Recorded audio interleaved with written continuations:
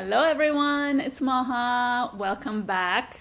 I'm so glad you're all here. Thank you so much for joining me. I hope everyone's doing really well.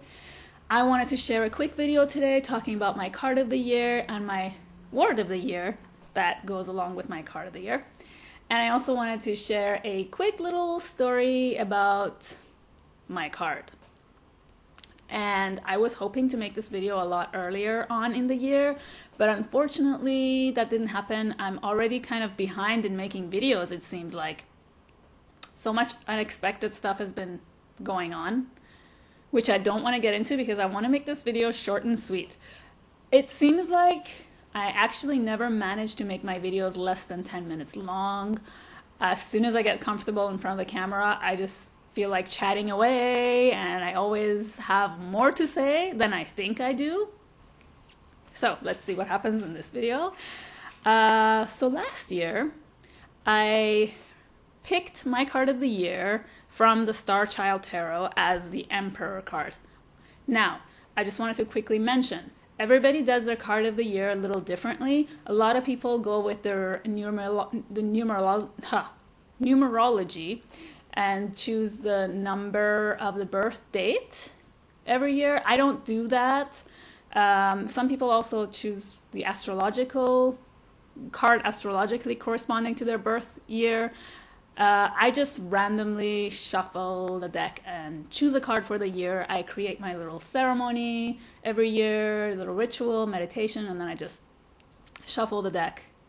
I find that the technique that most people seem to be doing with the birth year and month and day numbers, like numerology, that one doesn't really it's confusing for me because I was born in Iran, and so my birth date goes with the Persian calendar, which is based on the ancient Persian calendar year, which is totally different. It gives me a totally different number. And then again, in Iran, they also have the lunar calendar, which is the one that they use in the Islamic world.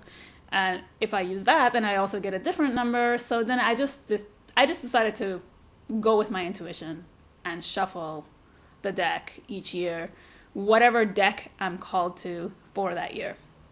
So last year it was the Star Child Tarot, and I shuffled and got the Emperor card, which, by the way, you can't really do it much justice in this lighting, but this card is one of my favorite Emperor cards of all time.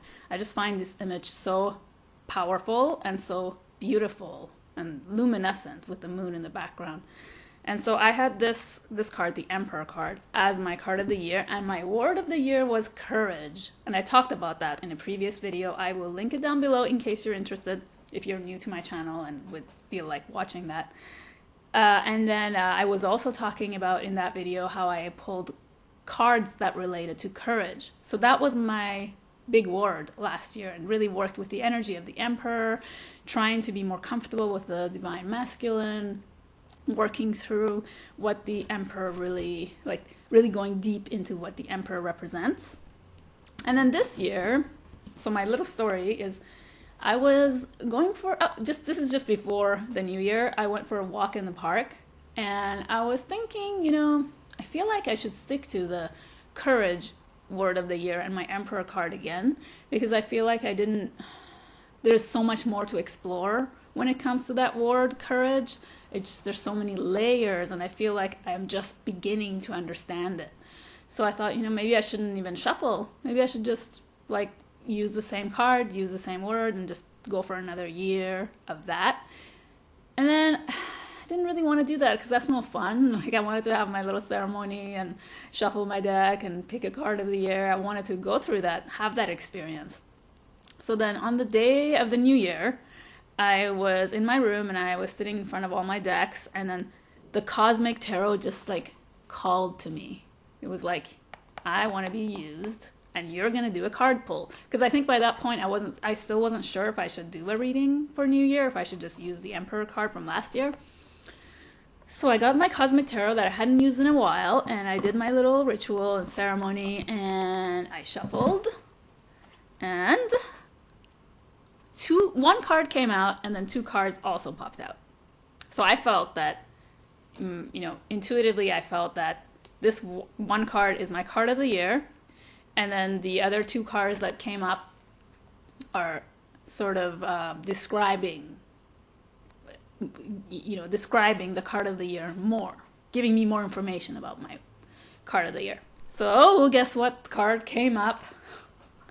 The Emperor card came out, and this deck is very detailed. The images are beautiful and detailed. I know you can't really, with this lighting today, is a really dark and gloomy day, raining all day. I just can't do any better with this lighting that I have, and so I posted a picture of the cards in the beginning of the video, and I'm gonna do one at the end so you can see appreciate the details of this card. So yeah, the Emperor card came up again, and I thought that was just so amazingly synchronistic and cool. And then the other two cards, two major arcana cards again, Temperance and the Devil, which I thought immediately, wow, the Devil is speaking about my fears, because I've been really working with trying to understand my fears, working with anxiety, really stepping into fear and having the courage to face that. I've been really working with that. So I felt like the Devil card was talking about the part of the mind that can trick us sometimes or get us into trouble or bring us into this dark place. Whereas Temperance was talking about, and I love this Temperance card specifically because I love how it has the iris flowers. It reminds me of the goddess Iris and the goddess of the rainbow, and then harmony. So it made me think of just that balance of the mind, balancing these aspects, bringing that peaceful part in here.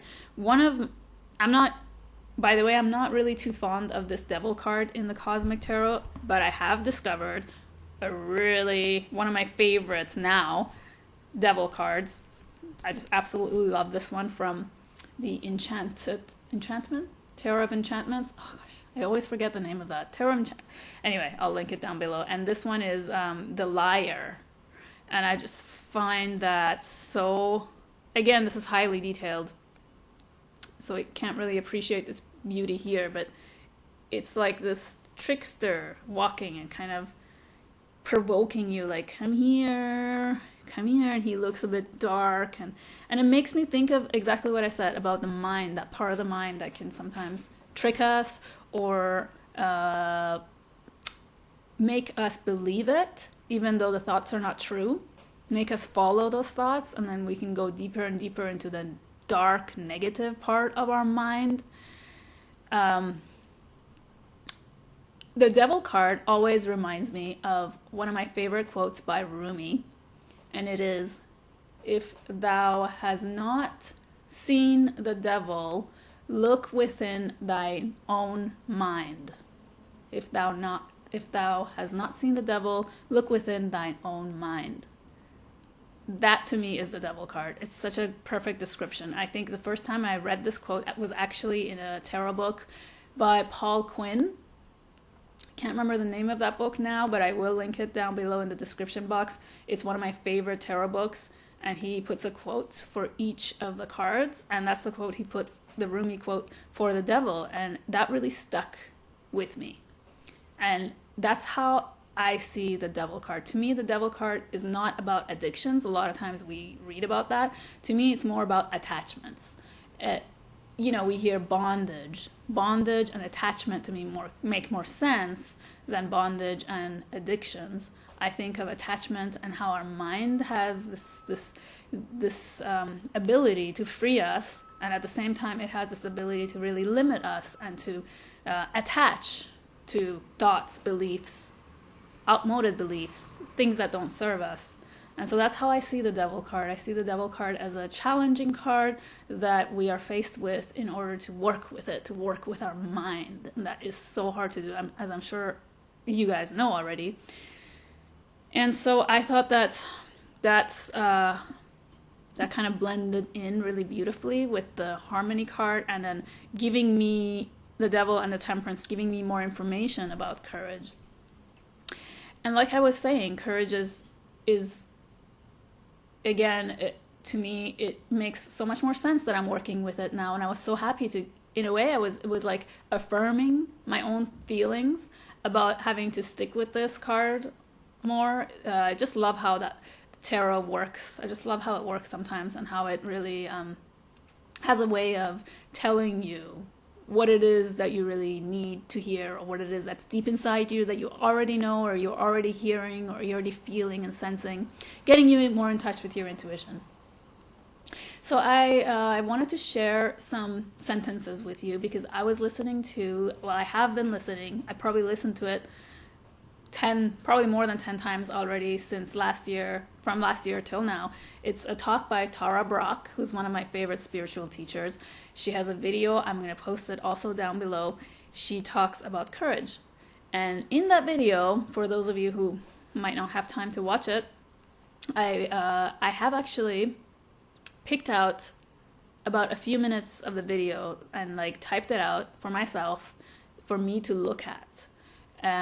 It really explores the meaning of courage for me, and it gives me, sometimes gives me hope when I'm going through really hard times, like I have been lately since the beginning of the year. I said in my other video that I had this really positive, amazing feeling about 2020, and I still do, but the start of it was unexpectedly a bit rocky. So Tara Brach in the video, she talks about how she poses this question for herself, which is, what does it mean in this moment to be courageous? She poses that of herself, and to her, what this means is it's a willingness to be present with whatever's happening right now. And that's risky, because we're always so used to putting up defenses. And then she talked in the video about how she posed this question on her Facebook group for others to answer, and some people gave the responses that she read out in the video, and I actually took note of them and typed them out, which is what I want to read for you. Sometimes it's hard for everybody to, click in the description box, watch the 1 hour and something video, so I just thought I'd bring this beautiful segment of the video out and share it with all of you. Let me know what you think. So she asked, what does it mean to you? And perhaps you can think about that for yourself. What does it mean to you to be courageous in this moment? So someone said, it means surrendering to what is and letting go of plans, expectations, and controls. Someone else said, the courage to love my imperfect self. Another person said, to give and receive love takes real courage for me. And another one, having courage for me means to accept the pain and the limitations of my current situation. That one I underlined for myself. I highlighted it because it's a really key one for me to remember. So simple, isn't it? Just having courage for me means to accept the pain and the limitations of my current situation. So as I read this, perhaps you can just contemplate on the meaning of courage and how multi-layered it can be, because when we think of courage, we might initially think of bravery or that strength in the heart to go through, take risks, and be like really, the Mars energy, fight. But it's got all these subtleties in between. Like she said, it's a risk because we have to be present with whatever is happening right now. So I'll continue. The next one I love. It means admitting to myself that I am deeply unhappy and not to tell myself to snap out of it already. I'll read it again. It means admitting to myself that I am deeply unhappy and not to tell myself to snap out of it already. Next one is, right now it means trusting the unknown and knowing I am enough. Another one, not giving up on myself and trying again and again and again. And then the last one, courage for me right now is being open and transparent, admitting faults and speaking shame to promote healing. Wow, that's very transformative. speaking shame to promote healing makes me think of the planet of transformation, which is Pluto, and how it's all about the dark parts of human nature and the underworld, shame, and then bringing all this to healing, which is also the other side of Pluto, transformation and healing. Okay, so I think that's all I wanted to share for this video. I wanted to make it short. I do have one last thing to say. This Tarot of Enchantment deck, I am really enjoying it. There is so much to look at, but my favorite two cards of all, besides that Devil one, are the first and the last of the major arcana. The Zero, the White Heart, the Fool, and the World card, the Wide World. If you have a moment to find these images, if you can't really see them here, I'll try and remember to post a couple of pictures for you at the end of all the cards. And I just love how this White Heart is glowing. I have this on my altar right now because I just feel like it's such a... It just gives me that feeling of freshness, new beginning, mystery, unknown, going into the unknown, going into the woods. Love it, love that. And then this being the path, having completed the path. So I hope you enjoyed my video. Thank you so much again for spending this time with me. I hope that everybody's happy and well, and let me know what your cards are and how you do your word of the year or card of the year. Do you use numerology? Do you use another system? Do you just shuffle randomly like I do? Always interested in hearing from you. Sending you lots of love as always. Everybody take care. Bye. Kisses.